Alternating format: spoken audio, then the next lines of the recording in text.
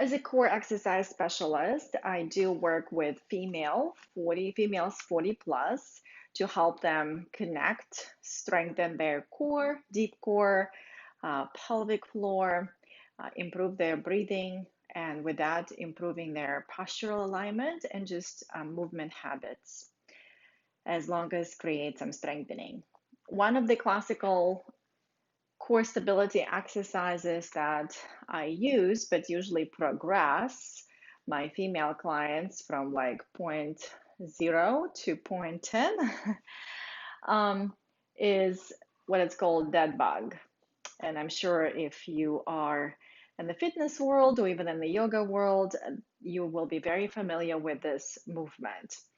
However, I see a lot of different kind of compensation strategies there, or those blind spots when we're sometimes not aware or perhaps don't understand the purpose of the certain movements. We just don't work towards achieving that purpose, right? So for this particular movement, which is going to be the dead bug, it trains the core stability. So it trains that deep abdominal muscle activation along with the breath. So you should be able to still, breathe freely as your deep core abdominal muscles working all around it to stabilize the spine. And these are those muscles that go all around the spine, just from the lower, medium, and upper, all around it. Okay. So when we're doing this exercise, the purpose is to stabilize the spine while the other limbs are moving. So from here, I'm going to inhale, front, side, back. Exhale, activating the pelvic floor, lower core, and the deep abdominal muscles. So if I take my arm and reach, nothing else moves.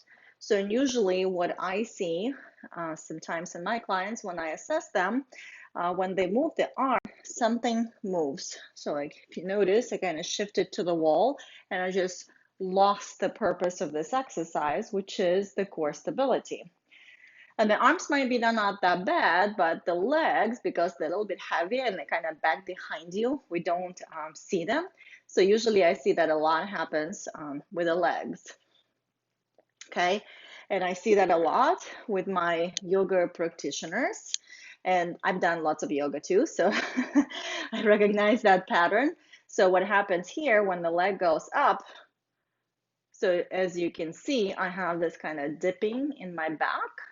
So I'm actually using my arch instead of my core, my lower back kind of I'm using there, right? Instead of my core and my hips.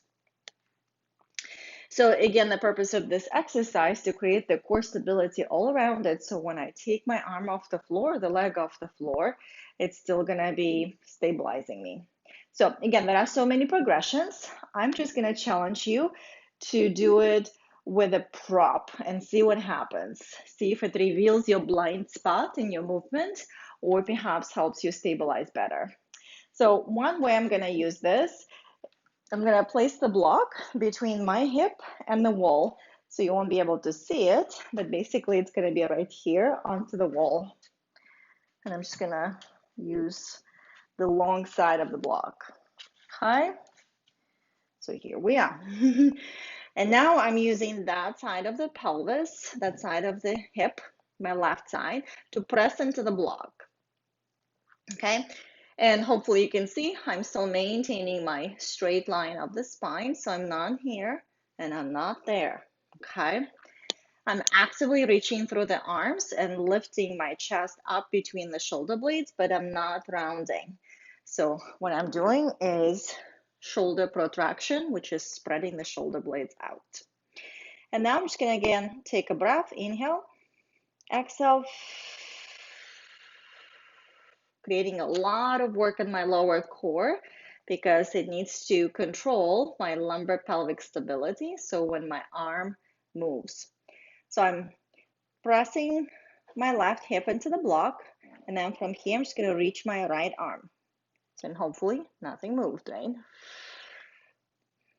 So, and now right arm is going to be Well, actually, I'm going to reach the left one because I'm here at the block. So I'm going to go ahead and reach my left arm. Okay.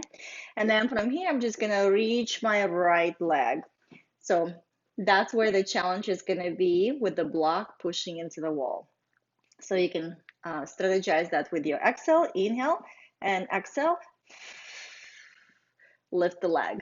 So the leg doesn't have to be lifted that high, and you can also keep your knee bent. That's perfectly okay. So all of that will come with practice and with more strength in your core stabilizing muscles. Okay, so now I'm gonna go for my left arm and the right leg. So, okay, you can strategize that with your exhale, especially in the beginning. Inhale.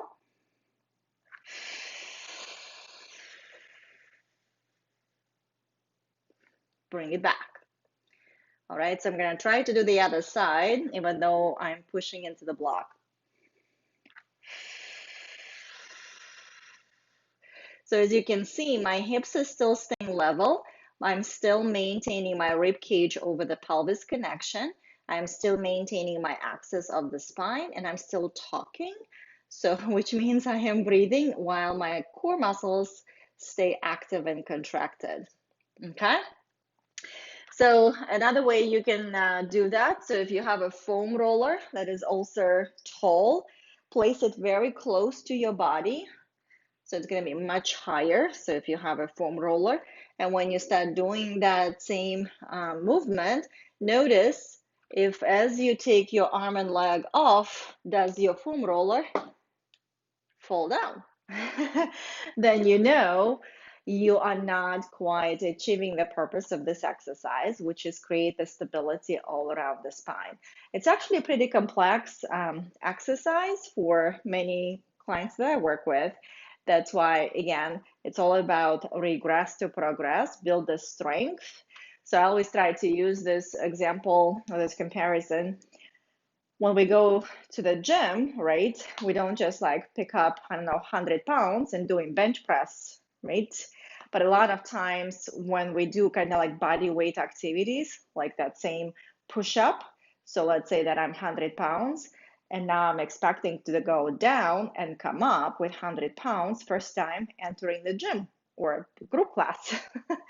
So that's why you want to kind of regress, pick up all these different movements, create the stability, and then take it into this whole kind of more of a longer lever movement. All right, so your challenge for core stability, use a prop to help you reveal your blind spots and your compensation patterns. And are you really achieving the goal of this exercise, which is the dead bug for core stability?